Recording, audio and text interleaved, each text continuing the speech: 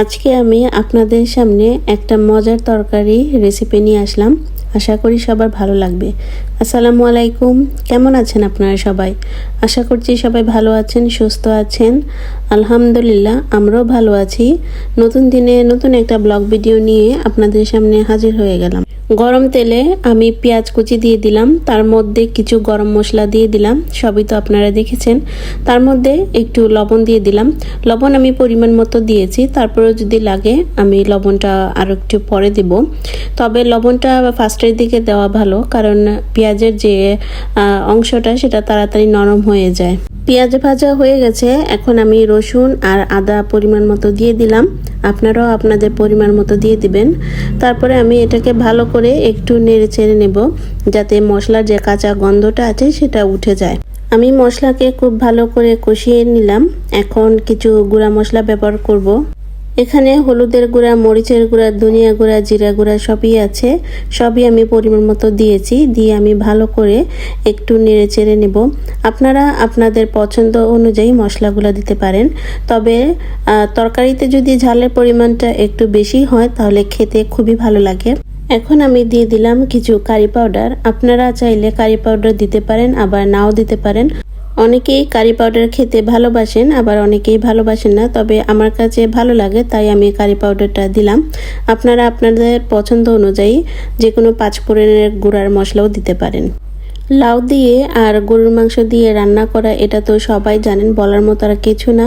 তবে আমি যেভাবে রান্না করছি এভাবে যদি সবাই রান্না করেন, খেতে কিন্তু খুবই দুর্দান্ত হয়। মশলা কষানোর পর আমি এখন মাংসগুলা দিয়ে দিলাম। মাংস দিয়ে আমি ভালো করে একটু নেড়ে চেড়ে নিব। মাংসটা দেওয়ার সাথে সাথে একটু নাড়া দিয়ে নেবেন, নয়তো পুরা ধরার চান্সটা থাকে।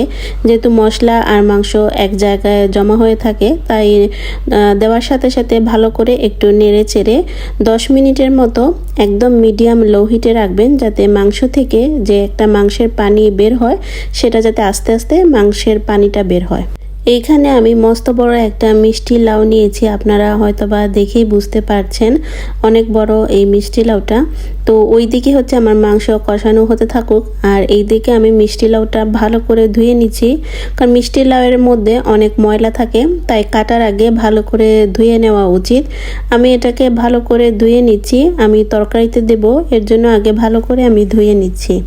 মিষ্টি লাউটা কাটা খুবই কষ্ট, যেহেতু চামড়াটা অনেক শক্ত আর অনেক মজবুত। তার জন্য আমি আমার হাজবেন্ডকে বললাম যে এই মিষ্টি লাউটা কেটে দেওয়ার জন্য। তো উনি মিষ্টি লাউটা কাটাকুটি করতেছেন, আমি এই ফাঁকে একটু ভিডিও করলাম। কিন্তু আপনারা দেখলেই হয়তো বা একটু অবাক হবেন, মিষ্টি লাউর ভেতর এত সুন্দর ছিল। যে জিনিসটা দেখতে সুন্দর সেটি খেতেও কিন্তু খুবই মজা লাগে। তো এই মিষ্টি লাউটা আনার পর আমি ভাবতেও পারিনি মিষ্টি লাউর ভেতরটা এত সুন্দর হবে। কাটার পর দেখলাম ভিতরের অংশটা এত সুন্দর, আর দেখতেই মনে হচ্ছে যে লাউটা খুবই সুস্বাদু হবে। এদিকে আমি মাংসগুলাকে ভালো করে নেড়ে চেড়ে দিচ্ছি, যাতে মাংসগুলা সুন্দর করে কষানো হয়। আর ওইদিকে আমি লাউটাকে একটু ছোট ছোট করে কেটে নিব, যাতে মাংসের যে টুকরা আছে সেই টুকরাগুলার মতোই হয়। মাংসগুলা এখন দেখলাম যে আমার কষানো হয়ে গেছে। এখন কেটে রাখা যে লাউগুলা ছিল সেই লাউগুলা আমি মাংসের মধ্যে দিয়ে দিব। দিয়ে আমি ভালো করে একটু কষিয়ে নিব।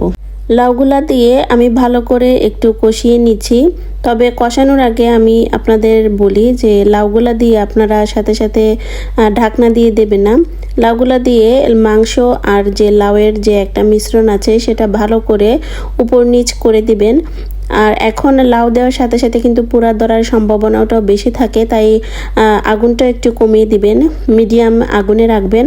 আর মাংসগুলোকে নাড়াচাড়া দিয়ে এবং লাউগুলোকে ভালো করে নাড়াচাড়া দিয়ে ঢাকনা দিয়ে ঢেকে দিবেন মিডিয়াম আগুনে।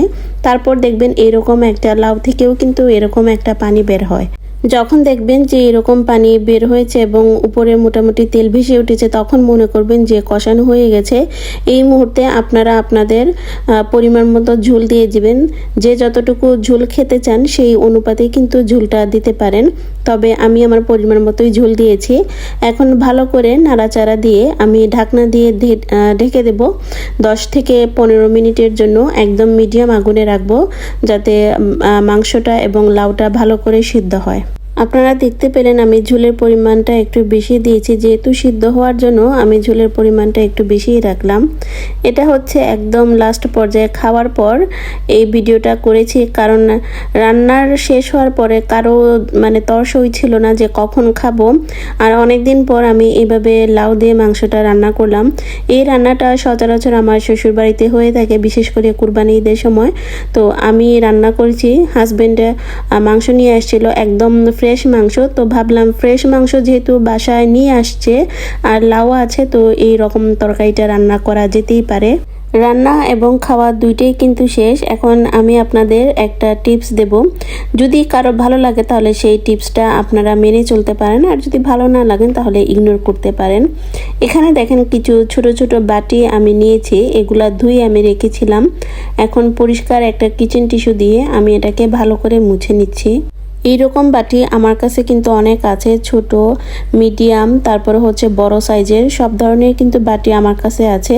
তো আমি বাটিগুলোকে ধুয়ে এখন কিচেন একটা টিস্যু দিয়ে আমি এগুলাকে মুছে নিচ্ছি।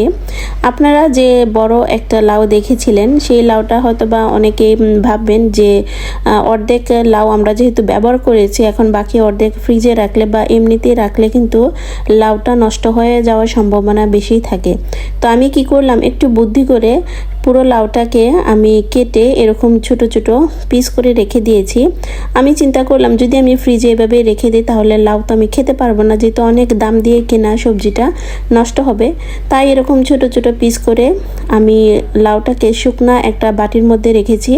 আপনারা হয়তো বা প্রথমে দেখে নিয়েছেন, লাউ কিন্তু আমি ফার্স্টেই ধুয়ে নিয়েছি, তাই লাউ কাটার পর আমি আর ধুইনি। তাই লাউটা পুরোপুরি কিন্তু শুকনা আছে, যে পাত্রে আমি রেখেছি সেটাও কিন্তু শুকনা আছে। এখন যে বাটিগুলা, ছোট ছোট বাটিগুলা আমি মানে এতক্ষণ যাবত পরিষ্কার করে রেখেছিলাম, সেই ছোট বাটিতে আমি লাউগুলা রেখে দিব। এইভাবে করে 3টা মিডিয়াম বাটিতে আমি লাউগুলা রেখে দিব। আমি লাউগুলা রেখে ডিপ ফ্রিজে রেখে দিব, যাতে পরবর্তীতে রান্না করার ক্ষেত্রে আমার লাউটা ভালো থাকে এবং আমার যাতে কোনো সবজির অপচয় না হয়, সেই ভেবে আমি লাউগুলাকে এভাবে ডিপ ফ্রিজ করব। যেদিন যে সবজি দিয়ে মানে মাছ বা সবজি দিয়ে যে কোনো তরকারি রান্না করি না কেন, মানে প্রয়োজন অনুসারে আমি লাউটা ব্যবহার করব।